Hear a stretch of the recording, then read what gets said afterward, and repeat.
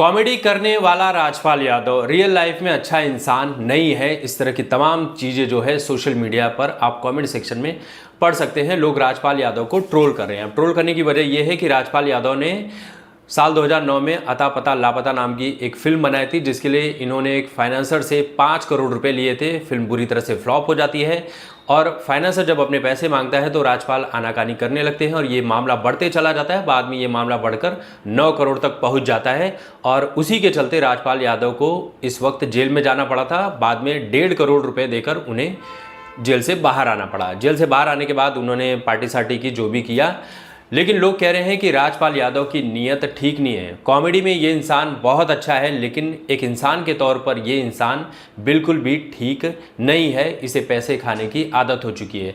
जिस राजपाल यादव ने दुनिया भर की फिल्में की हैं और साल 2009 के बाद भी उसने बहुत सारी फिल्में की हैं, जिसके लिए राजपाल यादव ने 2 से 4 करोड़ रुपए की फीस ली है, और उसके बाद भी राजपाल यादव ये कहते हैं कि मेरे पास पैसे नहीं हैं, तो ये पैसे ना देने की नीयत है। आपने देखा होगा कि राजपाल यादव पैसे लेकर ईसाई मिशनरी को भी प्रमोट कर रहे थे। जो पास्टर था बलजिंदर, जो रेप केस में आजीवन कारावास की सज़ा काट रहा है, उसको भी प्रमोट करने राजपाल यादव पहुंचे थे।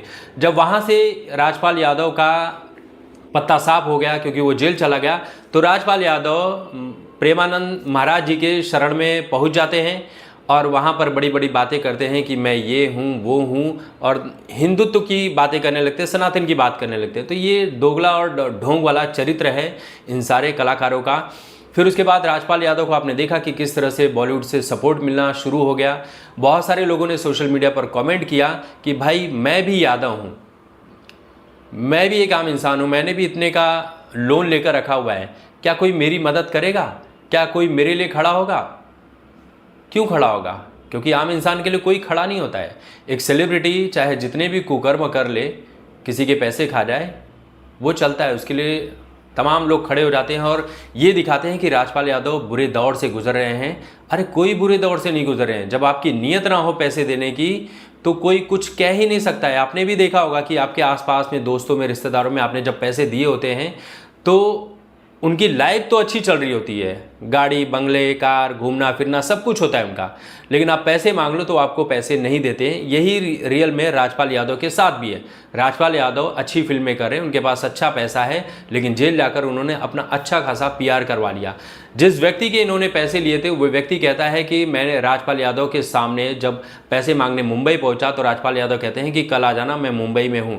लेकिन जब मैं वहां पहुंचा तो ये राजस्थान शूटिंग करने के लिए निकल गए। जब मैंने फ़ोन किया तो बोले कि मुझे अर्जेंटली यहाँ पर आना पड़ा जयपुर और मैं आपसे मिल नहीं सका। राजपाल यादव के सामने ये व्यक्ति गिड़गिड़ाता रहा कि मेरे 5 करोड़ रुपए लौटा दो, लेकिन राजपाल यादव घुमाते रहें।